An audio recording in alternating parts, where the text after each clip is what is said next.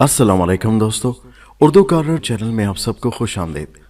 दोस्तों, हम आपके लिए दिलचस्प कहानियां लेकर आते हैं। आज हम अलिफ लैला की एक नायाब कहानी आपकी खिदमत में पेश करेंगे। ये अलिफ लैला की वो कहानी है जो उर्दू की किसी अलिफ लैला में नहीं मिलती, और फारसी में जो अलिफ लैला मौजूद है उसमें भी ये कहानी शामिल नहीं। तो चलिए अलिफ लैला की एक नायाब कहानी पेश करते हैं जिसका नाम है हसन ज़रगर।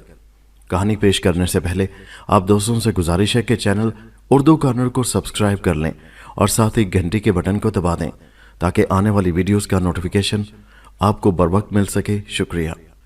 किसी ज़माने में बसरा में एक बहुत बड़ा सौदागर रहता था। जब वो खुदा को प्यारा हुआ तो उसका वारिस उसका बेटा बना जिसका नाम हसन था। हसन अभी नौजवान था, ख्यालों में रहने वाला। बाप की मौत के बाद उसने सुनार का पेशा अख्तियार कर लिया। उसकी भी खास वजह थी। हसन को बचपन से ही एक खब्त था, सोना बनाने का शौक, जिसे कीमिया गरी भी कहा जाता है। हसन की अभी शादी नहीं हुई थी और वो अपनी माँ के साथ अपने आबाई घर में रहता था।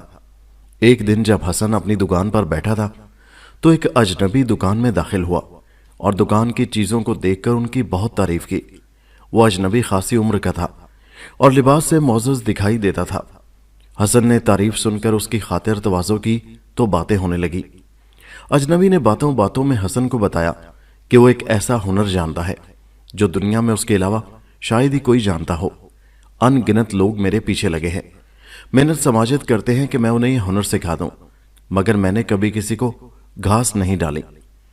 जब हसन ने बड़े इश्तियाक से पूछा कि ऐसा कौन सा हुनर है जो सिर्फ वही जानता है, तो अजनबी कहने लगा, तुम मुझे बहुत अच्छे लगे हो, तुम बाअदब और बाइखलाक भी हो, इसलिए मैं तुम्हें वो हुनर जरूर सिखा दूंगा।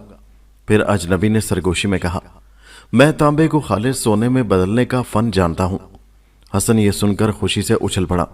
वो तो हमेशा से ये फन सीखना चाहता था।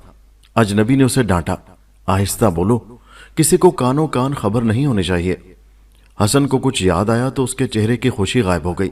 अजनबी ने उस तब्दीली को देखा तो पूछने लगा, क्यों मियाँ, क्या हुआ? हसन कहने लगा, जनाब, भला मैं कैसे यकीन कर लूं कि आप सोना बनाना जानते हैं। एक शख्स यहां आया था, उसने यही कहकर मुझसे 2000 अशरफियां हथिया लीं और फिर ऐसा गायब हुआ कि आज तक शक्ल नहीं दिखाई दी। अजनबी ने गुस्से से जवाब दिया, सब लोग एक जैसे नहीं होते। अगर मेरे दिल में तुम्हारे लिए मोहब्बत ना होती तो मैं नाराज होकर चला जाता, लेकिन मैं आऊंगा और तुम्हारे सामने, बल्कि तुम्हारे हाथों से सोना बनाऊंगा। हसन ने उस अजनबी को, जिसका नाम बहराम था, बड़ी इज्जत से रुखसत किया। इसके बाद उसने दुकान बंद की और घर चला गया। माँ ने जल्दी आने की वजह पूछी तो कहने लगा, बस मैं सोना बनाना सीख जाऊंगा, जब जी चाहा सोना बना लिया। उसकी माँ उसे समझाने लगी कि वो अपने इस पागलपन से बाज आ जाए, वरना नुकसान उठाएगा। अगले दिन हसन मामूल से पहले ही दुकान खोलकर बहराम का इंतजार करने लगा। जब बहराम आ गया तो वो बहुत खुश हुआ, लेकिन बहराम सोना बनाने की बात ही नहीं कर रहा था। हसन ने खुद से पूछा, चाचा जान, आपने वादा किया था कि आप सोना बनाकर। बहराम सुनने लगा और फिर बोला, हसन, तुम बहुत जल्दबाज भी हो और अहमक भी। खुली दुकान में भला आते जाते लोगों के सामने मैं किस तरह सोना बना सकता हूं? सोचो, अगर किसी को खबर हो गई तो क्या होगा? हमें पकड़ लिया जाएगा और बादशाह हमें सारी उम्र के लिए जेल में डाल देगा और गुलामों से कूड़े मरवाकर सोना बनवाता रहेगा। बहराम की बात तो ठीक थी, लेकिन हसन को बड़ी मायूसी हुई।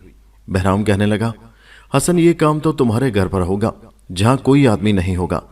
हसन ने फौरन कहा, चाचा जान, चलिए, मैं अभी आपको अपने घर लिए जाता हूं। हसन बहराम को अपने घर ले आया, उसे एक अलहदा कमरे में बिठाया और अपनी माँ के पास जाकर सारे हालात से उसे आगाह किया। तो उसकी माँ कहने लगी, बेटे, तुम खुदा के लिए ख्याल दिल से निकाल दो, मैं तुम्हारे बारे में बहुत परेशान रहती हूँ। मेरे बेटे, अल्लाह ने हमें सब कुछ दिया है, तो फिर ये पागलपन क्यों?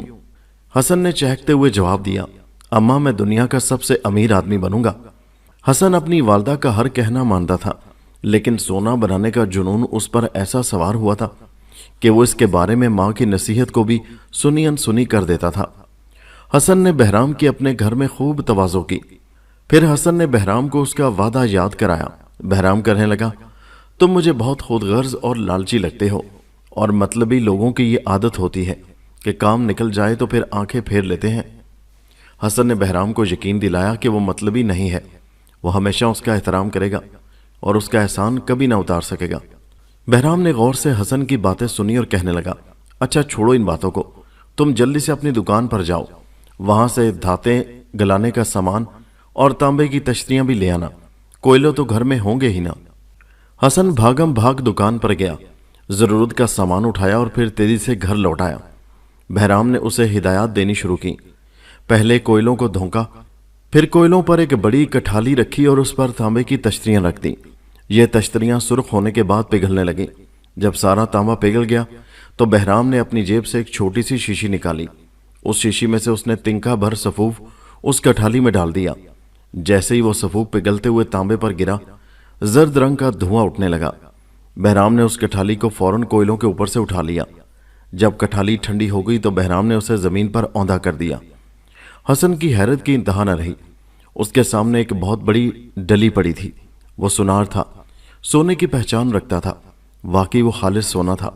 بہرام نے کہا، بیٹے یہ سونے کی ڈلی اٹھا لو اور عیش کرو۔ حسن کو اب سونے سے کوئی دلچسپی نہ رہی تھی۔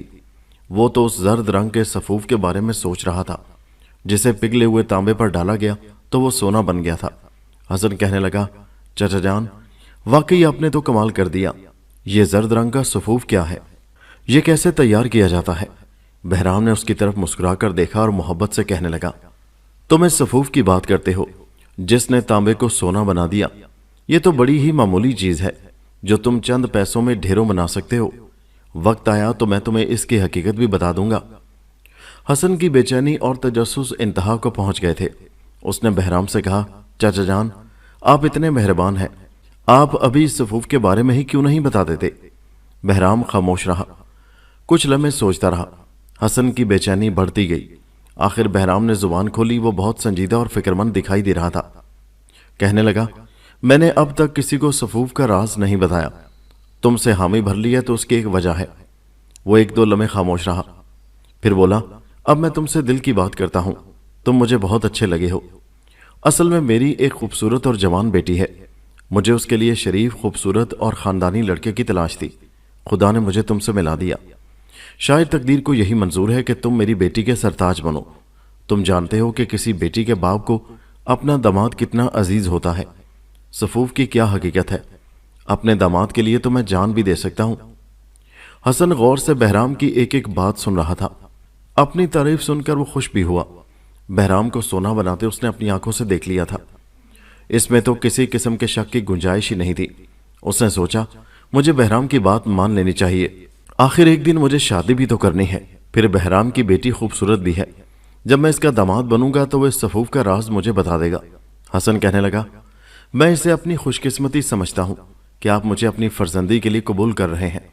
مجھے یقین ہے کہ آپ مجھے سفوف کا راز بتا دیں گے، میں اس حقیقت کو پانے کے لیے بے چین ہوں۔ بہرام نے جواب دیا، جب میں نے تمہیں اپنا بیٹا بنانے کا فیصلہ کر لیا ہے اور تم نے بھی میرا بیٹا بننا منظور کر لیا ہے تو میں تم سے بھلا کوئی چیز کیوں چھپانے لگا؟ میرا تو اس بیٹی کے سوا کوئی بھی نہیں، اس لیے تم ہی میرے وارث ہوئے۔ تو اللہ کا جتنا شکر ادا کروں کم ہوگا کہ تم جیسا جوان، خوبصورت، صحت مند اور شریف لڑکا میرا داماد بنے گا۔ میں اس خوشی پر ابھی تمہارا منہ میٹھا کراتا ہوں۔ یہ کہہ کر بہرام نے اپنی گٹھلی کھولی، اس میں سے آبنوسی لکڑی کا بنا ہوا سیاہ رنگ کا ایک ڈبہ نکالا، اسے کھولا۔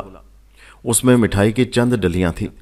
مٹھائیوں کی کچھ ایسی ڈلیاں تھیں جن پر سونے کے اور کچھ چاندی کے ورق لگے ہوئے تھے۔ بہرام نے چاندی کے ورق والی ایک دو ڈلیاں اپنے سامنے رکھیں اور سونے کے ورق کی ڈلیاں حسن کے سامنے رکھ کر کہا، تم میرے بیٹے بن رہے ہو، اس لیے تم سونے کے ورق والی مٹھائی کھاؤ۔ حسن مٹھائی کھانے لگا۔ مٹھائی اتنی مزیدار تھی کہ وہ ساری ڈلیاں کھا گیا، لیکن ادھر اس نے مٹھائی ختم کی، ادھر اس کا سر چکرانے لگا اور پھر جلد ہی بے ہوش ہو گیا۔ بہرام نے زہریلا کہکا لگایا اور کہنے لگا، لالچی عرب، اب تو وہ راز میں تمہیں ضرور بتاؤں گا۔ وہ جس کمرے میں تھا اس کا اس نے پہلے ہی جائزہ لے لیا تھا۔ کونے میں ایک بڑا لکڑی کا صندوق پڑا تھا جسے تالا بھی نہیں لگا ہوا تھا۔ اس بڑے صندوق میں کچھ کپڑے اور فالتو چیزیں تھیں جسے بہرام نے نکال کر پھینک دیا۔ بے ہوش حسن کے ہاتھ پاؤں مضبوطی سے باندھ کر اس نے اسے صندوق میں لٹا دیا اور پھر اپنی گٹھلی سے تالا نکال کر اس صندوق کو تالا لگا کر چابی جیب میں ڈال لی۔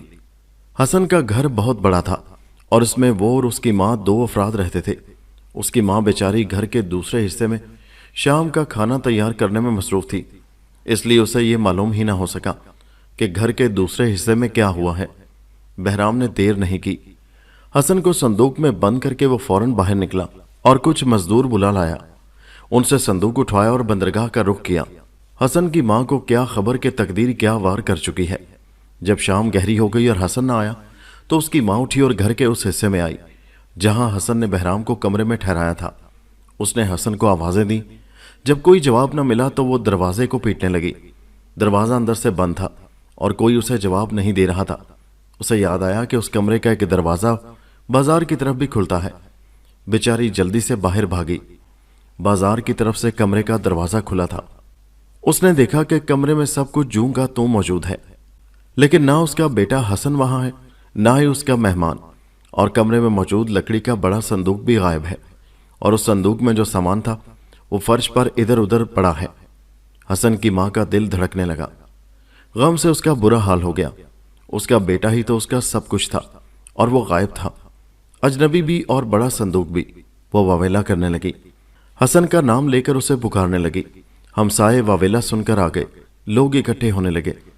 حسن کی ماں نے رو رو کر سارا ماجرا سنایا تو کچھ لوگ کوتوال کو خبر دینے چلے گئے۔ کوتوال نے پولیس کے سپاہیوں کو شہر کا کونا کونا چھاننے کا حکم دیا۔ رات ہو گئی لیکن حسن کا کوئی سراغ نہ ملا۔ حسن کی ماں کو اب یقین ہو گیا کہ اس کا بیٹا اس سے ہمیشہ کے لیے بچھڑ گیا ہے۔ اب وہ کبھی اپنے بیٹے کی صورت نہ دیکھ سکے گی۔ وہ دل میں کہتی، اگر میرا بیٹا میرا کہا مان لیتا تو آج مجھے اس جدائی کا صدمہ برداشت نہ کرنا پڑتا۔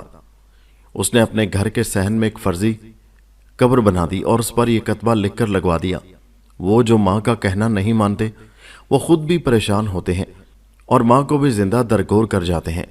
بیچاری بوڑھی بی اماں، ان کی زندگی اجیرن ہو گئی۔ اب بہرام کی حقیقت سنیے۔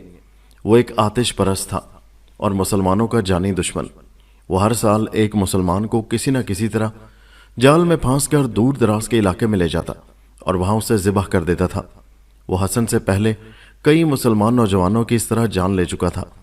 جب بہرام صندوق اٹھوا کر بندرگاہ پہنچا تو وہ پہلے سے ایک بحری جہاز میں سوار ہونے کا انتظام کر چکا تھا۔ اسے یہ بھی معلوم تھا کہ وہ بحری جہاز کب روانہ ہوگا۔ جو ہی بہرام اپنے صندوق کے ساتھ بحری جہاز پر سوار ہوا، چونکہ جہاز کی روانگی کا وقت ہو چکا تھا، اس لیے جہاز کے کپتان نے اشارہ کیا اور جہاز کا لنگر اٹھا دیا گیا، اور تھوڑی دیر کے بعد جہاز پوری رفتار سے سمندر میں سفر کر رہا تھا۔ بہرام اپنی کامیابی پر بہت خوش تھا۔ جب جہاز سمندر میں پہنچا تو رات ہو چکی تھی۔ بہرام نے آگ جلائی اور اس کی عبادت کرنے لگا۔ دوسرے دن جب صبح ہوئی تو اس نے صندوق کھولا اور حسن کو باہر نکالا، جو ابھی تک بے سدھ اور بے ہوش تھا۔ اس کا رنگ ہلدی کی طرح زرد ہو چکا تھا۔ بہرام نے اپنی جیب سے ایک ڈبیا نکالی جس میں نسوار قسم کی کوئی چیز تھی، جسے اس نے حسن کے نتنوں میں ڈالا تو حسن کے جسم میں حرکت ہوئی اور وہ چھینکنے لگا۔ تھوڑی دیر میں اسے ہوش آ گیا اور وہ اٹھ کر بیٹھ گیا۔ اس نے اپنے ارد گرد نگاہ ڈالی تو اسے چاروں طرف پانی ہی پانی دکھائی دیا۔ حسن نے سوچا کہ وہ کوئی خواب دیکھ رہا ہے۔ ادھر بہرام نے چمڑے کا کوڑا نکالا اور حسن کو مارتے ہوئے کہا، لالچی مسلمان، اب میں تجھے سونا بنانا سکھاتا ہوں۔ حسن سمجھ گیا کہ وہ بحری جہاز میں ہے اور بہرام اسے دھوکے سے اپنے ساتھ بے ہوش کر کے لے آیا ہے۔ اب وہ کچھ بھی نہیں کر سکتا تھا۔ اس نے اپنا معاملہ خدا پر چھوڑا اور حالات کا مقابلہ کرنے کے لیے تیار ہو گیا۔ بہرام نے اسے خاموش دیکھا تو کہنے لگا، کمینے مسلمان، تو خاموش کیوں ہے؟ حسن نے بہادری سے جواب دیا، تم تو مجھے اپنا داماد بنا رہے تھے، کیا دامادوں سے ایسا ہی سلوک کیا جاتا ہے؟ غصے میں بہرام نے اپنا راز اگل دیا۔ چیختے ہوئے بولا، میں اور مسلمان کو اپنا بیٹا بناؤں؟ میں تمہارے جیسے 999 مسلمان نوجوانوں کو اپنے خفیہ خزانے کی قربان گاہ پر ذبح کر چکا ہوں، تم ہزارویں ہوگے، سنا تم نے؟ حسن نے کہا، میں نے تمہارا کچھ نہیں بگاڑا، تمہاری عزت کی، اپنے گھر لے گیا، تمہاری خاطر تواضع کی، میری اچھائیوں کا یہ بدلہ دے رہے ہو۔ تم کس مذہب سے تعلق رکھتے ہو مجھے معلوم نہیں، لیکن میں یہ جانتا ہوں کہ ظلم کسی مذہب میں جائز نہیں۔ بہرام نے اس کی بات کا کوئی جواب نہ دیا، وہ تو دور کی سوچ رہا تھا۔ پھر اس نے دل میں فیصلہ کیا کہ اگر حسن کو یوں ہی بندھا ہوا اور بھوکا پیاسا رکھا تو یہ مر جائے گا اور اس کا مقصد پورا نہ ہو سکے گا۔ اس نے حسن کے ہاتھ پاؤں کھولے اور اسے کھانے پینے کے لیے کچھ دیا۔ حسن کا بھوک پیاس سے برا حال ہو رہا تھا۔ اس نے جب کھانا کھایا، پانی پیا تو اس کی جان میں جان آئی۔ بہرام نے اپنی عبادت کے لیے آگ جلائی اور اس کی عبادت کرنے لگا۔ آگ کو سجدہ کرتے دیکھ کر حسن سمجھ گیا کہ بہرام آتش پرست ہے اور مسلمانوں کا دشمن۔ جب وہ اپنی عبادت سے فارغ ہو گیا تو حسن کو مخاطب کر کے بڑی شفقت سے کہنے لگا، یہ آگ ہی ہے جس سے پوری کائنات کو زندگی ملتی ہے۔ آگ نہ ہو تو یہ دنیا بھی نہ ہو۔ یہی آگ ہے جو عبادت کے لائق ہے۔ اگر تم بھی میری طرح آگ کی عبادت کرنے لگو تو میں نہ صرف تمہیں سونا بنانا سکھا دوں گا بلکہ اپنی بیٹی سے تمہاری شادی بھی کر دوں گا۔ حسن نے کیمیا گری کا فن سیکھنے کے لیے اپنی ماں کی نصیحت پر عمل نہیں کیا تھا اور آج یہ برے دن دیکھ رہا تھا کیونکہ اسے سونا بنانے کے ہنر کو سیکھنے کا جنون تھا، لیکن وہ اپنے مذہب پر دنیا کے کسی چیز کو فوقیت نہیں دیتا تھا۔ اس نے جواب دیا، تم آگ اور سورج کی پوجا کرتے ہو، تم اس کی عبادت کیوں نہیں کرتے جس نے آگ اور سورج کو بنایا ہے، جو ہر چیز کا خالق اور مالک ہے۔ پھر حسن نے بڑے عزم اور فخر سے کہا، خدا کی قسم، اگر تم مجھے سونا بنانے کے فن کو سکھانے کے علاوہ اپنی 1000 بیٹیوں کے ساتھ مجھے بیاہ دینے کا لالچ بھی دو تو میں خدا کے سوا کسی کو سجدہ کروں گا، نہ کسی اور چیز کی عبادت۔ میں مسلمان ہوں اور خدا کے علاوہ کسی غیر کے آگے سر نہیں جھکا سکتا۔ حسن کا یہ جواب سن کر بہرام کو اتنا طیش آیا کہ اس نے حسن کو کوڑے مارنا شروع کر دیے اور اتنا پیٹا کہ وہ بے ہوش ہو گیا۔ بہرام نے جہاز کے کپتان اور دوسرے تمام لوگوں کو یہ بتا رکھا تھا کہ حسن اس کا غلام ہے جسے وہ بصرہ سے خرید کر لایا ہے۔ چونکہ حسن نے اپنا معاملہ خدا پر چھوڑ دیا تھا، اس لیے اس نے کبھی کسی کو یہ بتانے کی ضرورت ہی محسوس نہ کی کہ وہ بہرام کا غلام نہیں ہے۔ یوں 3 ماہ تک حسن کو بحری جہاز کے سفر کے دوران میں بار بار بہرام کے ظلم و ستم کا نشانہ بننا پڑا۔ وہ ہر بار یہی اصرار کرتا کہ حسن اس کا مذہب قبول کر کے اسلام چھوڑ دے، لیکن حسن تمام مظالم سہنے کے باوجود اس کا کہنا ماننے کے لیے تیار نہ تھا۔ سب لوگ اسے پٹتا دیکھتے لیکن کچھ نہ کہہ سکتے تھے کیونکہ مالک اپنے غلاموں کو اسی طرح پیٹنے کے عادی تھے۔ ایک دن سمندر میں ایسا زبردست طوفان آیا کہ سب کو اپنی جان کے لالے پڑ گئے اور جہاز غرق ہوتے ہوتے بچا۔ جہاز کے کپتان نے سوچا کہ یہ مصیبت اس لیے آئی ہے کہ بہرام حسن پر ظلم کرتا ہے۔ اس نے بہرام کو دھمکی دی کہ اگر اب اس نے حسن کو مارا پیٹا تو وہ اپنے عملے کو کہہ کر بہرام کو سمندر میں پھینکوا دے گا۔ بہرام نے اپنی جان کا خطرہ محسوس کر کے کپتان سے وعدہ کر لیا کہ وہ اب حسن کو کوئی تکلیف نہیں پہنچائے گا۔ حسن کے زخموں کی مرہم پٹی کی گئی، اسے کھانے پینے کے لیے بھی مناسب خوراک دی جانے لگی اور بہرام حسن سے بات چیت بھی کرنے لگا۔ ایک دن باتوں باتوں میں حسن نے بہرام سے پوچھا، آخر تمہاری منزل کہاں ہے؟ تم مجھے کہاں لے جا رہے ہو؟ بہرام نے نرمی سے جواب دیا، میں کوہ صحاب جاؤں گا، وہاں ہر وقت بادل چھائے رہتے ہیں۔ حسن نے پوچھا، وہاں جانے کا مقصد کیا ہے؟ بہرام نے کہا، تم نے سونا بناتے وقت وہ صفوف دیکھا تھا نا؟ وہ صفوف جس جڑی بوٹی سے بنتا ہے وہ کوہ صحاب کے علاوہ اور کہیں نہیں ملتی۔ اس کے بعد بہرام نے آگ اور سورج کی قسم کھا کر حسن سے کہا، تم میرے ساتھ چلو گے تو وہاں میں تمہیں وہ بوٹی بھی دکھاؤں گا اور اس کے استعمال کا طریقہ بھی۔ حسن نے اس کی بات پر یقین کر لیا کیونکہ بہرام نے آگ اور سورج کی قسم کھائی تھی۔ اسے یہ معلوم نہیں تھا کہ یہ بہرام کا نیا چکمہ اور نیا دھوکہ ہے۔ بحری جہاز پر سوار انہیں کئی ماہ ہو چکے تھے۔ ایک دن جہاز نے ایک خوبصورت ساحل پر لنگر ڈالا اور جہاز کے کپتان نے مسافروں کو کچھ دیر کے لیے ساحل پر سیر کرنے کی اجازت دے دی۔ بہرام نے بھی حسن کو ساتھ لیا اور ساحل پر اتر آئے۔ ساحل کا منظر بہت خوبصورت تھا، طرح طرح کے درخت تھے اور رنگا رنگ پرندے دکھائی دے رہے تھے۔ موسم بھی بڑا خوشگوار تھا۔ بہرام حسن کو سیر کراتے ساحل سے دور نکل گیا۔ جہاز کے کپتان نے تاکید بھی کی تھی کہ وہ جلدی لوٹ آئے۔ حسن نے بھی بہرام کو یاد دلایا کہ دیر ہو رہی ہے، اس لیے ہمیں اب جہاز پر واپس جانا چاہیے۔ بہرام حسن کو سونا بنانے کی باتوں میں لگا کر اسے بہت دور لے گیا۔ تب تک جہاز ان کا انتظار کرنے کے بعد ساحل سے روانہ ہو گیا۔ حسن کو دور آسمان پر ایک سفید سا بادل دکھائی دیا تو اس نے بہرام سے پوچھا، یہ کیا ہے؟ بہرام نے حسن کو جواب دیا، یہی تو کوہ صحاب ہے جہاں ہر وقت بادل لہراتے رہتے ہیں اور اس کی چوٹیوں پر وہ بوٹی اگی ہے جس سے سونا بنانے کا صفوف تیار کیا جاتا ہے۔ حسن کے دل میں پھر لالچ بھر گیا۔ ادھر بہرام نے کہنا شروع کیا، جہاز اب جا چکا ہے، میں سورج اور آگ کی قسم کھاتا ہوں کہ تمہیں اب کوئی تکلیف نہیں دوں گا۔ ہم کام پورا کر کے یہیں واپس آئیں گے اور جو جہاز سب سے پہلے ملے گا उस पर सवार हो जाएंगे और यूं तुम सोना बनाने का हुनर सीखकर बसरे अपने घर चले जाओगे। हसन कुछ नहीं कर सकता था। जहाज जा चुका था और बहराम फिर आग और सूरज की कस्में खा रहा था। उसने बहराम के साथ जाने की हामी भर ली। हसन ने कहा, अच्छा मैं तुम्हारे साथ चलूंगा। हसन बहराम के साथ चलता रहा। सामने घना जंगल आया तो बहराम एक सायादार दरख्त के नीचे बैठ गया और उसने हसन को भी अपने पास बैठने का इशारा किया। हसन भी बैठ गया। बहराम ने अपनी गठली से, जिसे वो हर वक्त अपने पास रखता था, एक छोटा सा नकारा निकाला।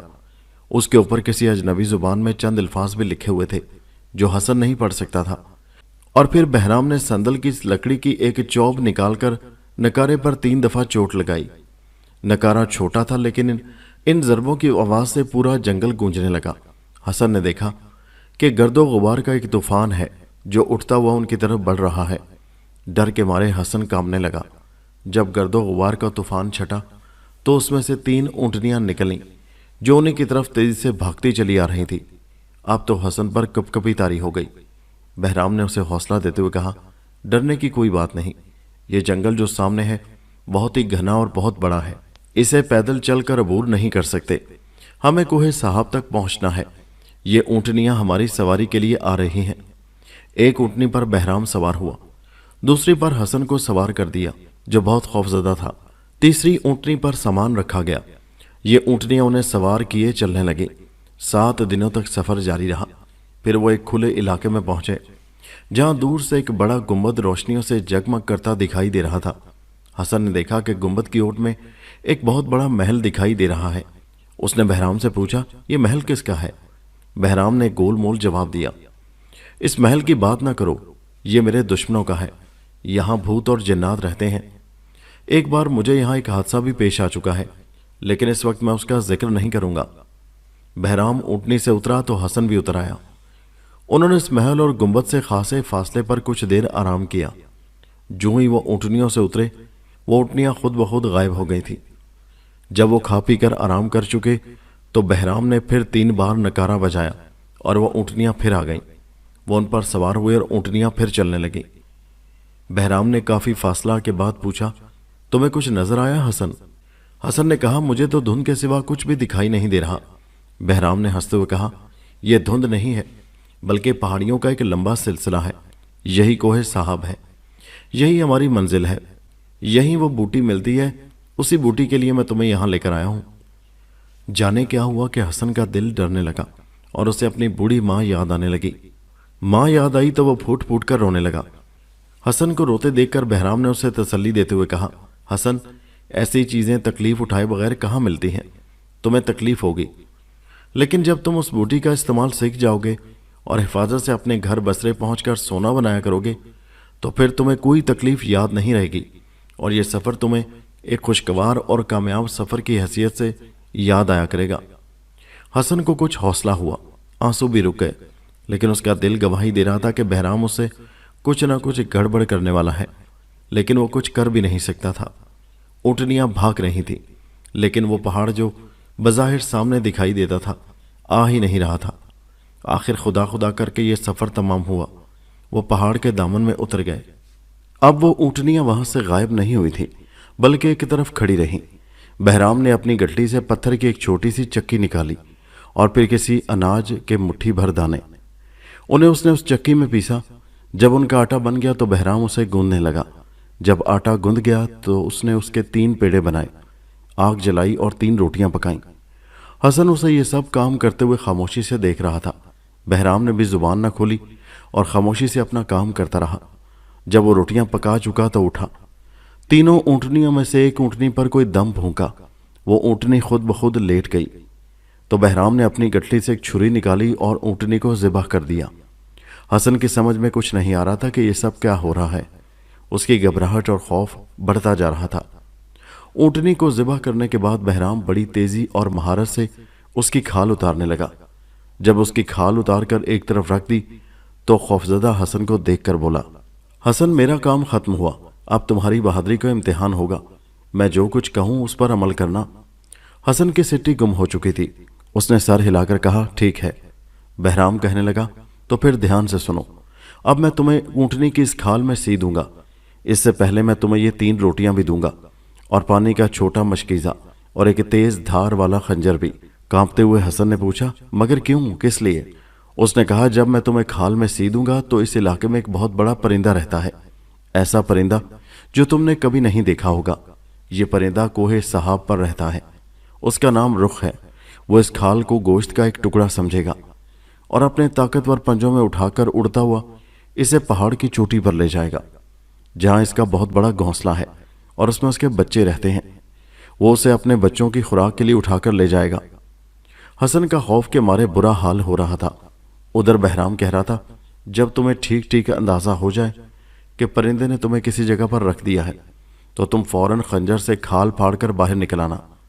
پرندہ تمہیں دیکھ کر خوف سے اڑ جائے گا، تم اس کے بچوں کو کچھ نہ کہنا، پھر تم وہاں کھڑے ہو کر مجھے زور زور سے پکارنا۔ اس کے بعد میں تمہیں بتاؤں گا کہ تمہیں کیا کرنا ہے۔ حسن مجبور تھا۔ دنیا سے دور اس ویران اور خوفناک جگہ پر وہ بہرام کا ہر حکم ماننے پر مجبور تھا۔ اس نے دیکھ لیا تھا کہ بہرام کے پاس بڑی طاقت ہے، وہ جادوگر ہے، اس لیے اس کا کہنا نہ مان کر وہ اپنی زندگی کو خطرے میں ڈالنا نہیں چاہتا تھا۔ حسن کو 3 روٹیاں، پانی کا مشکیزہ اور تیز خنجر دے کر اس نے اسے کھال میں بٹھا کر باہر سے اس کی موٹی موٹی کھلی کھلی سلائی کر دی تاکہ باہر سے ہوا کی کھال اندر جاتی رہے۔ حسن کھال کے اندر خدا کو یاد کر رہا تھا، خدا ہی اس کا سہارا تھا اور اسی سے وہ مدد مانگ رہا تھا۔ تھوڑی دیر کے بعد ایک بہت بڑا پرندہ پہاڑ کی چوٹی سے اڑتا ہوا آیا۔ ایک ہی جھپٹے میں اس نے کھال کو اپنے پنجوں میں پکڑا اور جست لگا کر اڑ گیا۔ کھال کے اندر بند حسن کا برا حال ہو رہا تھا۔ وہ محسوس کر رہا تھا کہ وہ اوپر ہی اوپر اٹھتا چلا جا رہا ہے۔ اس خیال سے اس کی جان نکلی جا رہی تھی کہ اگر یہ کھال جس میں میں بند ہوں اس بڑے پرندے کے پنجوں کی گرفت سے نکل گئی تو میرا کیا بنے گا؟ میری تو ہڈیاں بھی سرما بن جائیں گی۔ اچانک اسے محسوس ہوا کہ اب وہ اڑ نہیں رہا بلکہ اسے کہیں رکھ دیا گیا ہے۔ اپنے آپ کو سنبھالتے ہوئے حوصلہ کر کے حسن نے تیز خنجر سے اس کھال کو پھاڑ دیا اور باہر نکلا۔ وہ بہت بڑا پرندہ کھال سے اسے نکلتے دیکھ کر اڑ گیا۔ حسن نے دیکھا کہ وہ ایک بہت بڑے گھونسلے میں ہے، جہاں اس بڑے پرندے کا ایک بچہ جو قد کھاٹ میں اس جتنا ہے انسانی ران کو نوچ نوچ کر کھا رہا ہے۔ حسن نے گھونسلے سے باہر نکل کر ارد گرد دیکھا تو اس کی جان ہی نکل گئی۔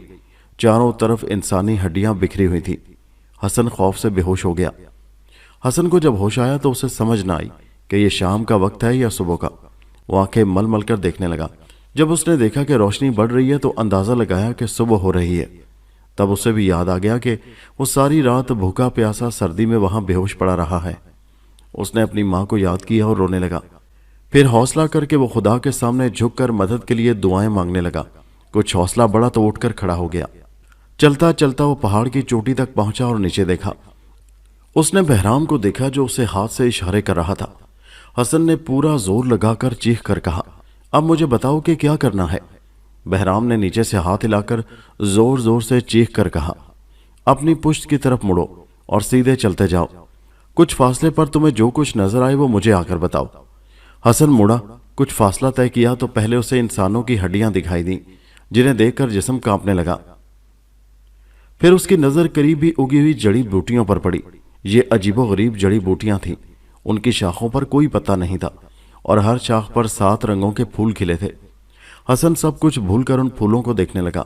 نہ صرف یہ پھول 7 مختلف رنگوں کے تھے بلکہ ہر پھول کی خوشبو بھی دوسرے پھول سے مختلف تھی۔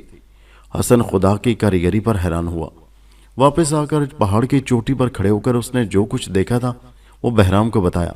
بہرام نے چیخ کر کہا، خبردار، ان پھولوں کو نہ سونگنا، اور وہاں جتنے پودے ہیں ان کا منہ سورج کی طرف کر کے جڑوں سے اکھاڑ لو، پھر ان کا گٹھا بنا کر نیچے پھینک دو، جلدی کرو۔ حسن نے بہرام کے حکم کی تعمیل کی اور پودوں کو اکھاڑ کر ان کا گٹھا بنا کر بہرام کی طرف نیچے پھینک دیا۔ یہ پہاڑ عمودی تھے، ڈھلوان نہیں تھے، اس لیے وہاں سے بوٹی کا گٹھا نیچے یوں گرا جیسے مکان کی چھت سے کوئی چیز پھینکی جائے تو سیدھے نیچے جا گرتی ہے۔ حسن نے چیخ کر کہا، اب کام ختم ہو گیا ہے، بتاؤ میں نیچے کیسے آؤں؟ بہرام نے گٹھے کو اپنی گٹھلی میں باندھا، کہکا لگایا اور چیخ کر کہا، اب تم اوپر سے چھلانگ لگا دو، سیدھے دوزخ میں پہنچ جاؤ گے، وہاں دوزخ میں سونا بنایا کرنا۔ بہرام نے زوردار کہکا لگایا اور وہاں سے چل دیا۔ حسن اسے جاتے ہوئے دیکھتا ہی رہ گیا۔ حسن سوچ بھی نہیں سکتا تھا کہ بہرام اس کے ساتھ یہ سلوک کرے گا اور اسے مرنے کے لیے وہاں چھوڑ جائے گا۔ وہ اپنی زندگی سے مایوس ہو گیا، لیکن پھر حوصلہ کیا، خدا کو یاد کیا اور دل میں ارادہ کیا کہ اسے جان بچانے کا کوئی نہ کوئی طریقہ نکالنا چاہیے۔ لیکن وہ طریقہ کیا ہو سکتا ہے؟ پہاڑ اتنا اونچا تھا کہ چھلانگ لگانے کا سوال ہی پیدا نہیں ہوتا تھا۔ کبھی سوچتا اپنے آپ کو پھر سے اونٹنے کی کھال میں بند کر لے، وہ بڑا پرندہ رخ شاید اسے اٹھا کر نیچے لے جائے، لیکن یہ ترکیب بھی ایسی نہ تھی کہ کامیاب ہوتی۔ کبھی سوچتا 3 روٹیاں اور پانی ہے ہی، کیوں نہ چھپ کر بیٹھ جاؤں اور انتظار کروں کہ کوئی صورت نکل آئے، لیکن یہ بات بھی جی کو نہ لگی۔ بہت غور کر کے ایک ترکیب اس کے ذہن میں آئی جسے اس نے آزمانے کا فیصلہ کر لیا۔ حسن چپکے سے اس بڑے پرندے کے بڑے گھونسلے میں داخل ہوا اور اس کے بچے کے پیچھے چھپ کر بیٹھ گیا۔ دن ختم ہوا، سورج ڈوب گیا اور چاروں طرف تاریکی چھا گئی۔ روٹیاں اور پانی بھی ختم ہو چکا تھا۔ اس نے گھونسلے سے نکل کر باہر کا جائزہ لیا اور پھر وہی کھال جس میں سیکھ اور بہرام نے اسے بڑے پرندے کے ذریعے اوپر پہنچایا تھا، اس نے اٹھا کر پہاڑ کے نیچے پھینک دی۔ گھونسلے میں آ کر وہ پھر تاریکی میں چھپ گیا۔ تاریکی میں جب وہ بڑا پرندہ رخ اپنے گھونسلے میں آیا اور اپنے بچے کے پاس بیٹھ گیا، کچھ دیر کے بعد حسن نے محسوس کیا کہ وہ بڑا پرندہ اور اس کا بچہ دونوں سو گئے ہیں، لیکن حسن ساری رات جاگتا رہا۔ وہ جانتا تھا کہ اگر وہ سو گیا تو پھر ہو سکتا ہے کہ اس کو اپنی ترکیب پر عمل کرنے کا ہی موقع نہ ملے۔ جب سورج طلوع ہو رہا تھا تو حسن نے دیکھا کہ اس بڑے پرندے نے اپنے پر پھڑپھڑائے ہیں، جیسے اب وہ خوراک کی تلاش کے لیے اڑنے کو تیار ہو۔ اس سے پہلے کہ وہ پرندہ اڑنے لگتا، حسن نے اس کا ایک پنجہ پکڑ لیا۔ جو ہی وہ اڑنے لگا، اس نے پنجے پر اپنی گرفت مضبوط کر دی۔ پرندہ اڑا۔ اس نے پہاڑ کے نیچے پڑی وہی کھال دیکھ لی تھی جو حسن نے پھینکی تھی، اور پرندہ اب بھی اسے کوئی کھانے والی چیز سمجھا تھا۔ پرندے نے اڑان بھری اور چند منٹوں میں پہاڑ سے نیچے آ گیا۔ جو ہی وہ بڑا پرندہ کھال کے پاس رکا، حسن نے تیزی سے اس کا پنجہ چھوڑ دیا۔ اس پرندے نے کھال اٹھائی اور اڑ گیا۔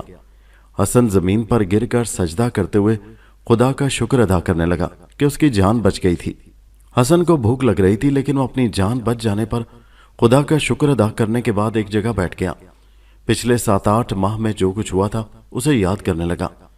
اس نے دل میں سوچا، یہ ساری مصیبت صرف اس لیے آئی ہے کہ میں نے اپنی ماں کی نصیحت پر عمل نہیں کیا، اور آئندہ کبھی اس کے حکم کی نافرمانی نہیں کروں گا۔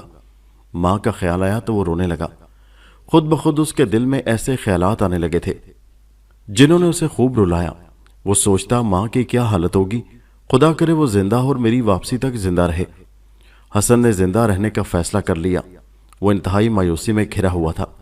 اسے نہ راستے کا علم تھا، نہ کھانے پینے کے لیے ہی اس کے پاس کچھ تھا۔ پھر بھی اس نے امید کی شمع دل میں روشن کر لی اور خدا پر بھروسہ کرتے ہوئے اٹھ کھڑا ہوا۔ اسے یاد آ گیا تھا کہ جب وہ بہرام کے ساتھ ادھر آ رہا تھا تو ایک گنبد اور محل دکھائی دیا تھا، جسے دیکھ کر بہرام نے کہا تھا کہ یہ محل اس کے دشمنوں کا ہے، اور وہ اس محل سے دور دور ہی رہا تھا۔ حسن نے دل میں ارادہ کر لیا کہ جیسے بھی ہوگا وہ اللہ کی مدد سے اس محل کو تلاش کر کے وہاں پہنچے گا، اور وہاں سے اسے ضرور مدد مل جائے گی۔ پھر اسے خیال آیا کہ بہرام نے تو کہا تھا کہ وہ محل بھوتوں کا ہے۔ حسن نے کہا جو بھی ہو اسے وہاں پہنچنا ہے اور اللہ اس کی مدد ضرور کرے گا۔ بھوکا پیاسا حسن چل پڑا۔ بندرگاہ سے جہاں وہ جہاز سے اترے تھے، کوہ صحاب کا فاصلہ کئی مہینوں میں طے ہوا تھا، جبکہ وہ اونٹنیوں پر بھی سفر کرتے رہے تھے۔ اب وہ پیدل تھا اور راستہ بھی معلوم نہیں تھا، لیکن وہ چلتا رہا، جنگلی بیر اور پھل کھاتے ہوئے جہاں کہیں پانی ملتا پی لیتا۔ کئی دن ایسے بھی آئے کہ نہ کچھ کھانے کو ملا نہ پینے کو۔ وہ چلتا رہتا، جب تھک کر چور ہو جاتا تو گر پڑتا اور سو جاتا۔ اسے خود معلوم نہیں تھا کہ وہ کہاں جا رہا ہے، ٹھیک راستے پر جا رہا ہے یا غلط راستے پر۔ بس اللہ کو یاد کرتا، اس کی مدد مانگتا ہوا وہ چلتا رہا۔ دن ہفتوں میں تبدیل ہوئے اور ہفتے مہینوں میں، یوں کئی مہینے وہ مسلسل سفر میں رہا۔ ایک دن صبح سویرے جب اس کے پاؤں کے آبلے زخم بن رہے تھے، اس نے دور سے اس گنبد کو دیکھا۔ ہمت کر کے وہ چل کھڑا ہوا اور بالآخر اس محل کے قریب پہنچ گیا۔ حسن نے حوصلہ کیا اور دل سے بھوت پریت کا خیال نکال کر محل کے اندر داخل ہوا۔ محل کا بڑا دروازہ کھلا تھا، اندر سناٹا چھایا ہوا تھا، نہ کوئی آدم نہ آدمزاد، چاروں طرف خاموشی کا عالم۔ حسن بہت گھبرایا، لیکن پھر آگے بڑھا اور جو کچھ اس نے دیکھا وہ خوش کرنے والا بھی تھا اور حیران کن بھی۔ سامنے شاندار بارادری میں 2 نہایت خوبصورت لڑکیاں شطرنج کھیلنے میں مصروف تھیں۔ ان میں سے ایک کی نظر جب حسن پر پڑی تو اس نے حیران ہو کر اپنی بہن سے کہا، خدا کی قسم یہ انسان ہے، मुझे यकीन है इस पर भी जादू किया होगा, वो इसे भी इस साल कुर्बानी के लिए धोखा देकर लाया है। उसकी बहन कहने लगी, तुम ठीक कहती हो, इस जादूगर का तो अब खात्मा हो जाना चाहिए, हमें इस आदमजात की मदद करनी होगी। हसन ने ये अल्फाज सुने तो उसे बहुत खुशी हुई। आगे बढ़कर उसने उन दोनों को बड़े अदब से सलाम किया, फिर कमजोर आवाज में बोला, मैं कई दिनों से भूखा हूं, खुदा के लिए मुझे कुछ खाने को दो। दोनों बहनों ने शतरंज छोड़ी और हसन के लिए खाने पीने का सामान करने चली गईं। चंद मिनटों में वापस आईं और हसन के सामने तरह तरह के खुशरंग और लजीज खाने सजा दिए।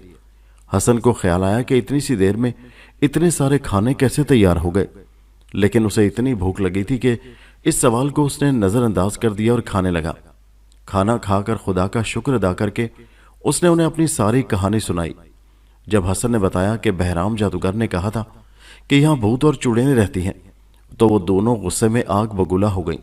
छोटी बहन कहने लगी, मुझे कसम है हजरत सुलेमान अलैहिस्सलाम की, जब तक मैं बहराम को कत्ल न कर दूं या अपनी आंखों के सामने उसे कत्ल होते हुए ना देख लूं, उस वक्त तक चैन से ना बैठूंगी।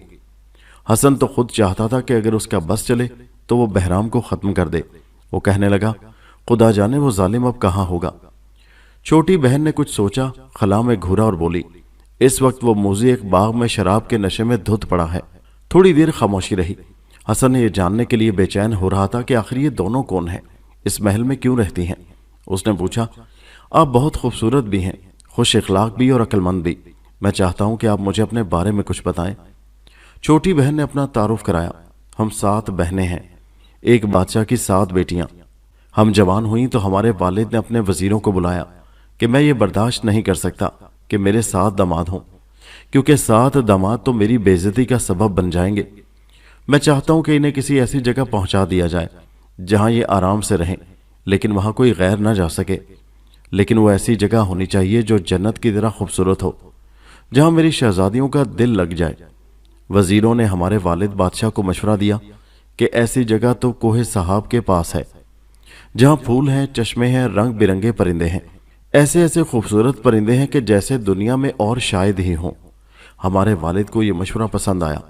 उन्होंने अपने कारीगर जिन्नात को हुक्म दिया, जिन्होंने ये आलिशान और खूबसूरत महल तामीर कर दिया। यहाँ हमारी आसाइश और आराम की हर चीज मुहैया कर दी गई है।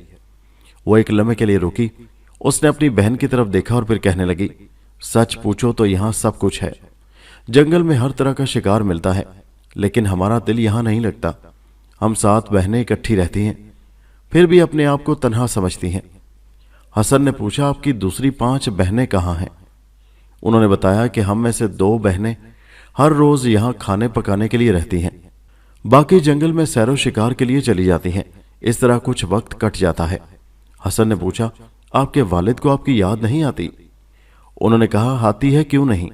जब उनका दिल हमसे मिलने को चाहता है तो वो हमें बाहिफाजत अपने पास ले जाने के लिए जिन्नात की फौज भेज देते हैं। वहां हमें कुछ अरसा अपने पास रखकर फिर यहाँ वापस भिजवा देते हैं। हसन को उस दोशीज़ा ने यह बता दिया कि वो सबसे छोटी है। हसन और वो दोनों बहनें बातें कर रही थी कि उनकी बाकी 5 बहनें भी सैरो शिकार से वापस आ गईं। उनके थैले तरह तरह के शिकार से भरे हुए थे। उन्होंने भी हसन की कहानी सुनी और कहा कि अच्छा हुआ कि वो यहाँ आ गया है, अब उनका जी भी लगा रहेगा। वो सब हसन की हमदर्द बन गई। वहां हर तरह का अमन और आराम था, खाने पीने की कोई कमी नहीं थी। हसन उनमें घुल मिल गया। वो सब उसे भाई की तरह चाहती थी। हसन को भी उनसे भाइयों जैसी मोहब्बत हो गई। सबसे छोटी को वो सबसे ज्यादा प्यार करने लगा था। हसन की अपनी कोई बहन नहीं थी। अब उसे 7 खूबसूरत बहनें मिल गई थी और वो बहुत खुश था। चंद दिनों में उसकी कमजोरी दूर हो गई। अच्छी खुराक, बहनों की मोहब्बत, पुरअमन माहौल ने उसे फिर से ताकत बख्श दी। हसन अपनी बहनों के साथ शिकार पर चला जाता। सारा दिन वो जंगल में सैरो शिकार करते। हसन निशानाबाजी में माहिर हो गया।